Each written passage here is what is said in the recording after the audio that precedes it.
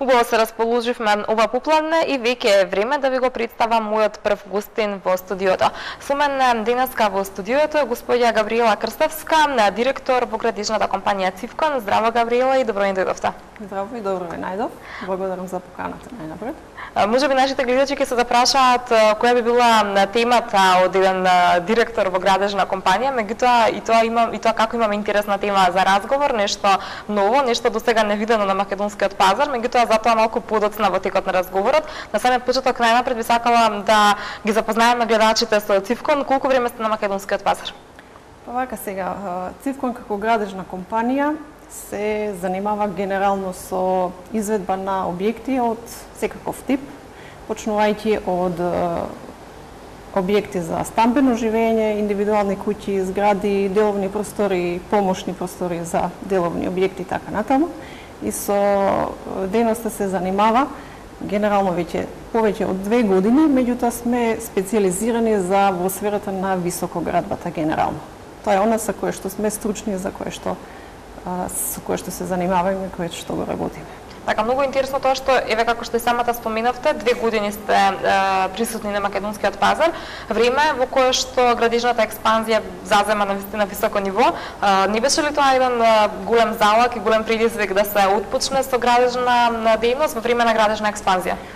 Па би можело да се каже дека градежната експанзија е една од причините заради која што токму сега во овој момент Цивкон се појави на пазарот во Македонија. Зошто градежната експанзија? Во, да кажам, едно мноштво на многу градежни компании во Македонија, потребна е една различност, едно одвојување од останатите фирми или од останатите субјекти кои што се бават со истата дејност, меѓутоа одвојување во повеќе сегменти. Одвојување во односот кон клиентите пред се, најпрвен и најважно, а второ во одвојување во однос на квалитетот и на различните производи и елементи кои што ние како градежна компанија ги нудиме на оние кои што се заинтересирани за услугите кои што ние ги пружаме. Знаете како велат, во светот на работењето, на дејноста, без оглед со која и тематика да се занимавате, важно е да обезбедите конкурентска предност пред останатите, без оглед колку е голема конкуренцијата или колку е таа мала. Конкурентската предност единствено и најдобро се стекнува со различноста од останатите. Тоа е она кое што ние како Цивкон сметам дека го имаме и можеме да го понудиме на клиентите. Така, една од оние различности, од големиот број различности е тоа што навистина е необично и чудно што една жена се занимава со градежништво и тоа е прв човек во една градежна компанија. Сите сме некако навикнати да поимот градежништво го поистоветуваме со посилниот пол. Беше ли тоа предизвик за вас? Па беше причина плюс да почнам да се бавам со градежништвото. Работното искуство од преку 15 години ми дозволи да се обидам да раководам со една компанија која што се занимава со дејност која дефинитивно, не само кај нас и во светот е покажано и докажано дека е очекувано да биде машка. Веројатно најмногу заради физичката сила која што имаат мажите пред жените. Меѓутоа, знаете како, во секојдневното живење ние се соочуваме со различни ситуации каде што мораме да ги менаџираме нештата. Менаџментот го имаме дури и во домаќинството и во семејството дома, така да ако појдеме од фактот дека жените се тие кои што генерално ги менаџираат домовите и куќите дома, не гледам зошто не би можеле на соодветен и на адекватен начин да ги менаџираат и компаниите каде што претежно творат и работат мажите. Впрочем, ние жените имаме одредена природна нишка во себе вградена и ни е дадена од Бога да имаме подобри организацијски способности и подобри можности за управување и менаџирање на нештата. Таа беше една од причините заради која што ете. Си го дозволив оној ризик, да го наречам, да влезам во светот на мажите и да се покажам таму како една од, се надевам, успешните жени. Така, сигурно сум дека е така, сигурно сум дека веќе покажувате колку сте успешна, меѓутоа кога зборуваме за различностите и она по што сте препознатливи, секако дека има ништо кое што ве прави многу поразлични од другите и кое што е всушност тема на денешниот наш разговор, ќе ни кажете ли што е тоа? Јас би споменала неколку работи по кои што сме различни. Она што е најголемата нешто што најмногу не издвојува од останатите градежни компании, ќе го оставам за крај, за подоцна малку. Најнапред не издвојува односот кон клиентите. Не би сакала тоа да звучи како некоја демагогија или излитана фраза, да кажувам дека ние се грижиме за клиентите или дека ние сме секогаш клиентот ни е на прво место, тоа е веќе нешто кое што постојано се коментира и се кажува во светот. Меѓутоа, односот кој што ние во Цивкон го имаме кон клиентите е навистина таков. Бидејќи секој еден проект кој што влегува кај нас во куќата е гледан од аспект на партнерски однос со клиентите. Имаме едноставно се поставуваме од иста страна и ги штитиме интересите на клиентите пред се. Тоа е една од битните работи по кои што сметам дека се одвојуваме од добар дел, не велам од сите, меѓутоа од добар дел од компаниите, бидејќи секако профитот на сите компании ни е на прво место, меѓутоа не е секогаш прв и единствен предизвик заради кој што постоиме. Втората работа по која што се разликуваме од останатите компании е по тоа што секојдневно комуницираме со различни типови на организации, издруженија, физички лица, правни лица, различни субјекти од надвор. Значи, на еден начин го вршиме интернационализација на нештата, на производите кои што се користат во градежништвото. Оно што го постигнуваме, значи не сакаме, туку веќе го постигнуваме е воведување на одредени нови стандарди и нови технологии, нови производи кои што во развиените држави веќе на голема врата се навлезени и се користат. Така да еден од производите кои што ги воведуваме на македонскиот пазар е токму производот пасивна куќа и тоа е она кое што не прави најмногу различни од сите останати компании кои што се појавуваат на македонскиот пазар во сферата на градежништвото. Може ли нешто подетално околу пасивната куќа? Да, малку повеќе околу пасивната куќа. Најнапред, иако самиот збор пасивна куќа многу упатува на тоа дека се работи за индивидуален објект или за куќа за живење, да кажам, сепак тоа не представува објект, не представува градба, представува стандард на градење. Пасивната куќа потекнува генерално од Германија. Првата идеја за создавање на за изградба на пасивна куќа се појавува уште пред 30 години, меѓутоа реално истата за прв пат е изведена пред повеќе од 20 години, односно 1991 година во Германија, тоа во градот Дармштат, од страна на еден од главните, да кажем, архитекти и оној кој што ја извел пасивната куќа е професорот Волфганг Фајст, кој што е едноставно и, да кажам, основоположник на овој стандард кој што веќе на широко во светот се користи. Бидејќи преку 40.000 градби во светот се направени по овој стандард, зборувам за индивидуални објекти, меѓутоа не само обичните куќи за живење се градат по овој стандард. По овој стандард се изградени многу голем број на хотели, производствени погони, стамбени згради и така натаму. Колку што се поголеми објектите, колку се поголеми градбите, толку е поголема исплатливоста од користење на овој стандард при изведбата. Што значи тоа исплатливост? Пасивната куќа како пасивна куќа е во делот на енергетската ефикасност, ако ја земеме скалата на енергетска ефикасност, се вбројува во она прва А категорија за енергетска ефикасност, меѓутоа најчесто низ литературата ќе сретнете дека се карактеризира и со А++ категоризација. Значи представува врв во делот на енергетската ефикасност на еден градежен објект. Сега, многу често е злоупотребуван самиот термин енергетска ефикасност, кај пасивната куќа случајот не е таков, од причина што по изведбата на пасивниот објект се вршат одредени мерења кои што докажуваат дека тој објект, односно таа градба, има точно пропишана потрошувачка на енергија која што пасивна стандард генерално и го гарантира. Како стандард постојат неколку, ајде би ги кажала 3 клучни точки кои што се важни и се битно поврзани со стандардот пасивна куќа.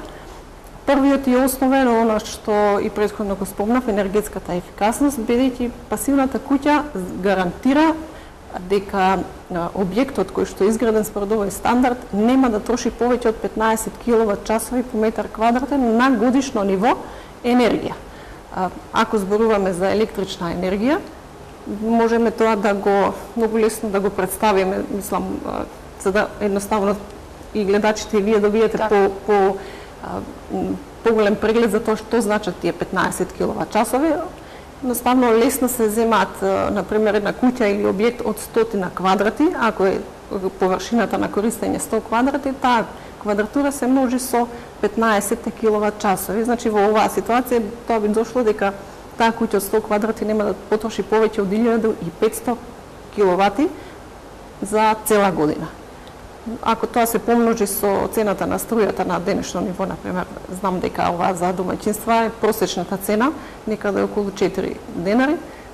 4500 се 4500 денари за цела година само за грејење и ладење. Тоа е навистина бројка која што за таква една квадратура во денешно време се троши само за еден месец, а не за цела година. Таа е првата и основната најважна работа кај пасивната куќа. Второто е тоа што благодарение на ниската потрошувачка на енергија, емисијата на CO2 гасовите во атмосферата се многу мали, значи е пријател на животната средина.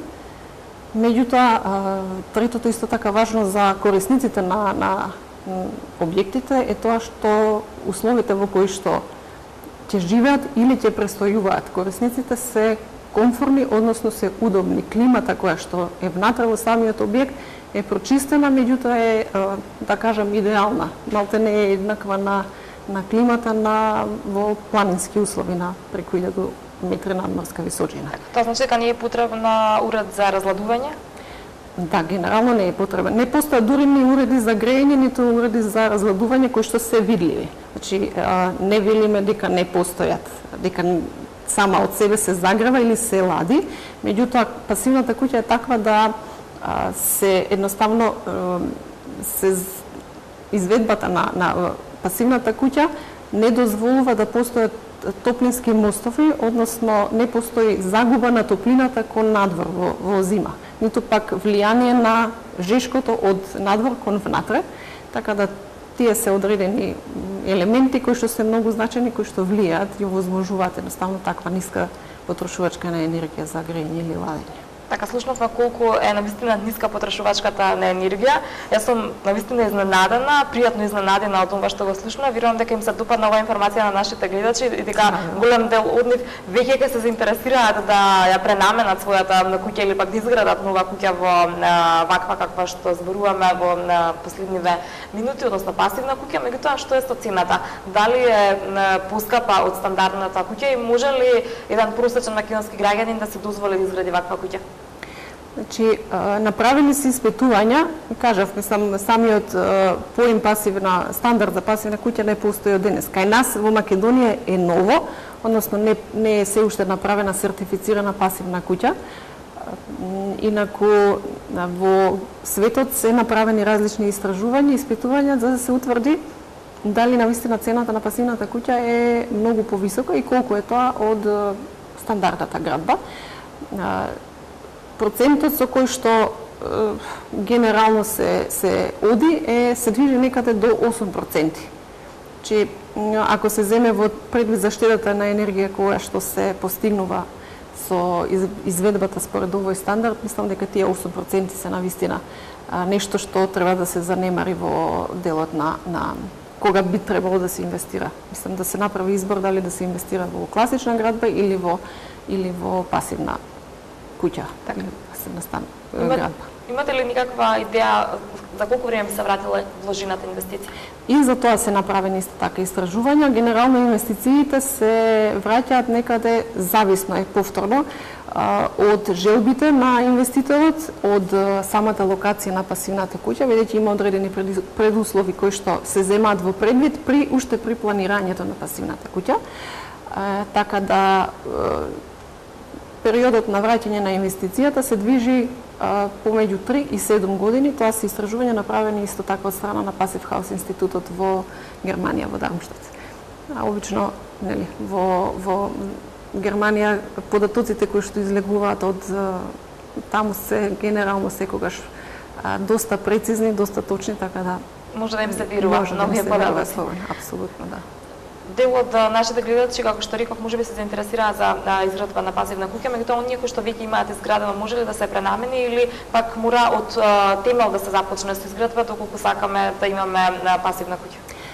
Доброто кај пасивната куќа е тоа што не мора да биде нов објект, тој мислам единствено да може да се направи пасивна по овој стандард пасивна куќа.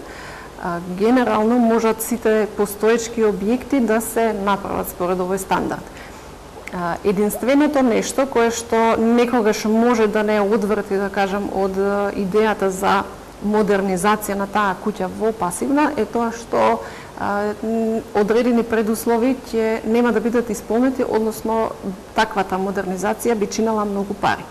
Кај постоечките градби генерално модернизацијата се прави на тој начин што се користат елементи кои што се сертифицирани за имплементација во пасивната куќа.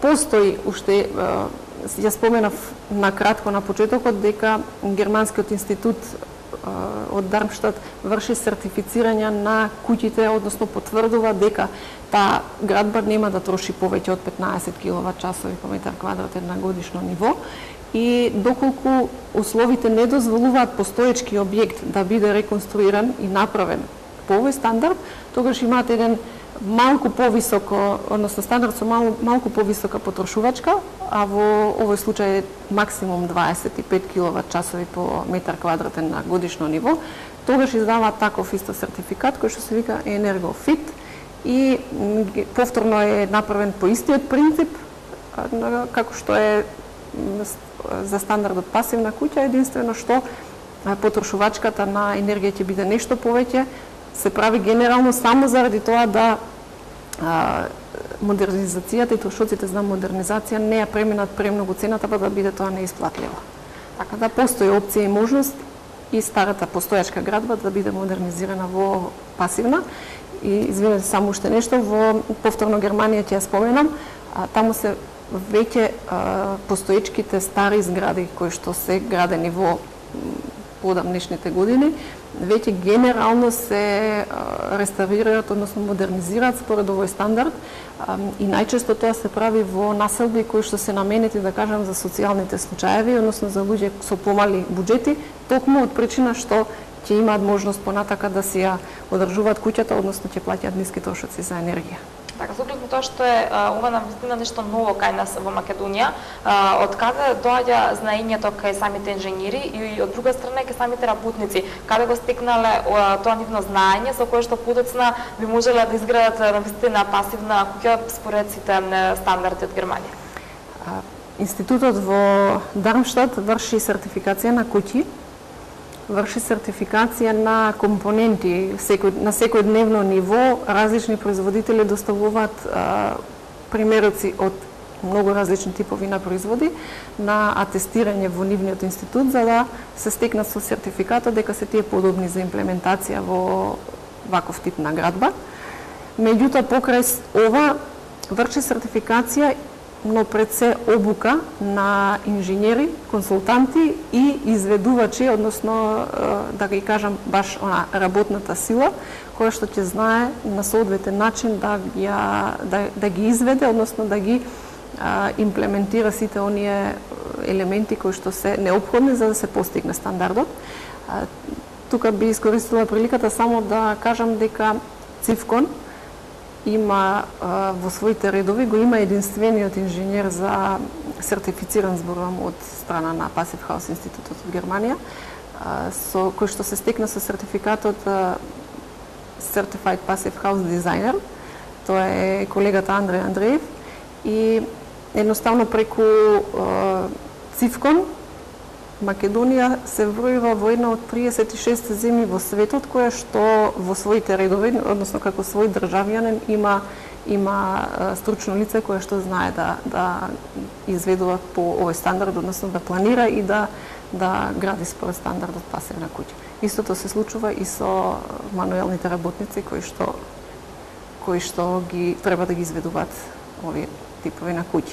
Генерално, знаете како е, работниците најчесто работат под надзор на инженерите. Инженерите се тие кои што го носат знаењето и кои што го носат инпутот во секоја градба. Така да, доколку имате тим од повеќе инженери кои што го знаат стандардот, понатака лесно се пренесува, бидејќи не е нешто кое што е баук или е тешко сватливо. Секој кој што има малку поголемо искуство, многу лесно ги учи техниките и знае да ги имплементира и примени. Така, никаде пред самиот крај на разговорот би сакала да ве запрашам што е со интересот. Има ли веќе интерес кај македонските граѓани за да се здобијат со една ваква пасивна куќа? Па, би кажала дека сум многу позитивно изненадена од интересот кој што се јавува кај луѓето, кај, да кажам, обичната популација, бидејќи ме радува фактот што најнапред на се повисоко ниво свесноста на луѓето за животната средина и значењето на околината, незиното зачувување. Со заштита на енергија, ги гледаме постојано кампањите за заштита на енергија кои што одат по телевизиите и по различни типови на медиуми и од една страна ме радува тој факт заради кој што се заинтересирани се повеќе граѓани за овој тип на изведба. Меѓутоа постојат и веќе се почесто јавувања со намера и намена да луѓе своите индивидуални објекти ги направат во овој стандард. Добро би било кога би можело барем некоја од јавните институции, како што е тоа во Западна Европа, многу добар дел од градинките и училиштата се градат по овој стандард, најнапред затоа што тие генерации ни се најважни на сите, бидејќи се нашата иднина и кај нив едноставно е се почесто и повеќе училишта се реконструираат по овој стандард, токму за тоа да се овозможи на децата кои што творат и секојдневно престојуваат во овие простори, да имаат постојан доток на свеж воздух, на прочистен воздух, од полен, од прав и од било какви честички кои што може да предизвикуваат алергија, бидејќи системот за вентилација во пасивната куќа го овозможува и тоа. Така, освен што штеди електрична енергија, го штеди и нашето здравје. Јас така апсолутно, да. Завршила. Добре, јас тука никаде ви заблагодарувам за денешното ваше гостување во МТМ. Ви благодарам што издвоивте време да бидете наш гостин и ви посакувам успешна работа понатаму со пасивната куќа. Благодарам. Продолжуваме ние понатаму со програмата, следуваат рекламите.